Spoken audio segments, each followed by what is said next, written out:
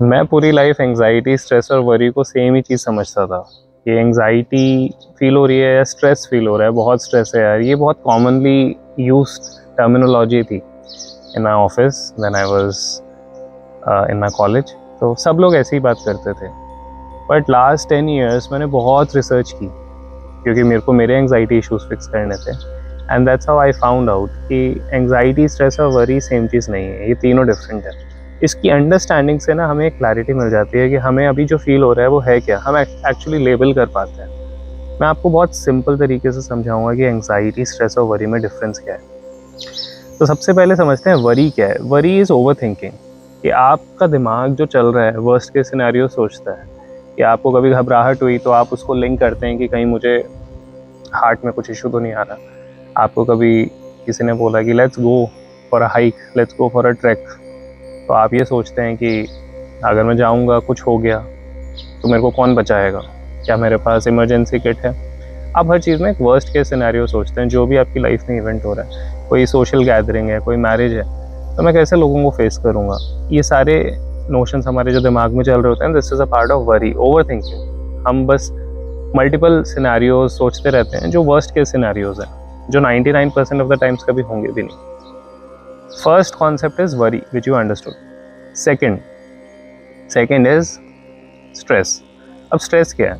तो स्ट्रेस को सिंप्लीफाई करते हैं कि स्ट्रेस एक ऐसी चीज़ है जो आपको बॉडी में फील हो रही है। कोई भी चीज़ जो आपको बॉडी में फील हो रही है, फॉर एग्जाम्पल आपको जब एंग्जाइटी फील होती है तो आप बॉडी में क्या फील करते हैं? पैल्पिटेशंस फील होते हैं, कभी कभार गट इश्यूज फील होते हैं, बैक एक, नेक में पेन, शोल्डर में पेन। ये सारे डिफरेंट फॉर्म्स ऑफ बॉडी के अंदर आपको जो उस टाइम पे फील हो रहा है, क्योंकि बॉडी कम्युनिकेट करती है। या तो आप उसको इग्नोर कर सकते हैं या फिर आप उसकी सुन सकते हैं। तो जब बॉडी में आपको ये सब फील हो रहा है, इसको हम कहते हैं स्ट्रेस। तो हम बहुत सिंपल तरीके से वी हैव अंडरस्टूड कि worry is a part where we are over thinking about worst case scenarios and it is the mind part which is working. Now what is stress? Stress is the body part, कि body में जो भी feel हो रहा है उसको हम stress term करते हैं। Now what is anxiety? अब एंग्जाइटी क्या है? वरी समझ लिया, स्ट्रेस समझ लिया। Anxiety is a combination of stress and worry. मतलब जो भी आप ओवरथिंक कर रहे हो एंड जो भी आपको बॉडी में फील हो रहा है, उसका जो कॉम्बिनेशन है उसको हम एंग्जाइटी कहते हैं।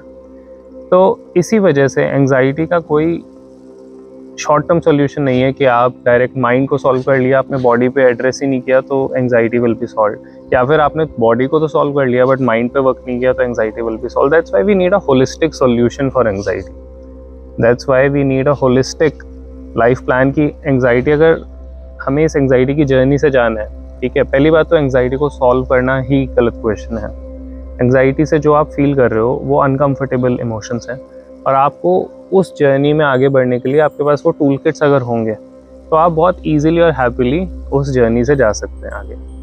तो अंडरस्टैंडिंग इट कि आपको कुछ बॉडी में फील हो रहा है, तो नाउ यू नो कि हाँ मुझे कुछ स्ट्रेस फील हो रहा है। अगर आप बहुत ओवरथिंक कर रहे हैं तो आप वरी कर रहे हैं, और आप दोनों चीज़ें क्योंकि दोनों चीज़ें साइमल्टेनियसली होती है, because everything is connected, and that's how you are going through anxiety. तो you understood the difference among stress, anxiety and worry. अब सॉल्यूशन क्या है? सॉल्यूशन ये है कि आप हर दिन एक रूटीन बनाएं अपना, क्योंकि एंग्जाइटी को टैकल करने का सबसे बेस्ट सॉल्यूशन है अ स्ट्रॉन्ग रूटीन, एक anchor. What is an anchor? आप कभी बारिश के अंदर अगर बाहर जाते हैं, बहुत तेज़ बारिश हो रही है, तो आपको क्या बचाता है? एक अम्ब्रेला, एक छाता जो आपने पकड़ रखा है। इतना छोटा सा अम्ब्रेला, इतना लाइट वेट, बट वो इतनी बड़ी रेन से आपको बचा लेता है, करेक्ट? तो उस टाइम पे वो एक एंकर है आपका। बट अभी जब आप एंग्जाइटी के फेज से गुजर रहे हो, आप बहुत लो फील करते हो, आप बहुत लो ऑन कॉन्फिडेंस रहते हो, लो ऑन एनर्जी रहते हो, बहुत स्ट्रेस, बहुत डल, आपकी बॉडी में बहुत स्ट्रेस है, बहुत ज़्यादा वरी कर रहे हो। बट एंकर क्या है? एक स्ट्रॉन्ग एंकर जो एक आपका सपोर्ट है, जो एक आपका पिलर है। अभी मैं इस बेंच पे बैठा हूँ, this is my anchor, correct? वो एंकर बनता है आपका एक स्ट्रॉन्ग रूटीन। आपने देखा होगा आपकी फैमिली के अंदर भी जो ओल्ड एज पीपल हैं, जो उस जनरेशन के लोग हैं, they still have that morning routine, like 4 बजे उठ के वॉक करना। They have been doing it from last 20-30 years. तो आई हैव सीन माई नाना जी, माई बाबू जी, जो सुबह 4 बजे उठते हैं, मतलब इतने सालों से, और वो इतनी ज़्यादा वॉक करते थे। तो continuous repetition of that anchor, of that routine is going to really help you keep grounded. And second thing is also having faith in the higher reality. मैं आपको ये नहीं बोलता कि आप किसी एक चीज़ में विश्वास करिए, but there is some higher reality. Either you believe in God or not. आप किसी भगवान में बिलीव करते हैं, नहीं करते, इससे फ़र्क नहीं पड़ता, but there is some super power. वो आपका फेथ जिसमें भी है, आप किसी भी रिलीजन के हैं, आप किसी भी कास्ट के हैं, किसी भी सेक्शन के हैं, उससे फ़र्क नहीं पड़ता है. हम सब जुड़े हुए हैं ह्यूमैनिटी से, और there is some super higher power which is helping us, which is always guarding us. तो वो सुप्रीम पावर में हमेशा एक फेथ होना बहुत ज़रूरी है.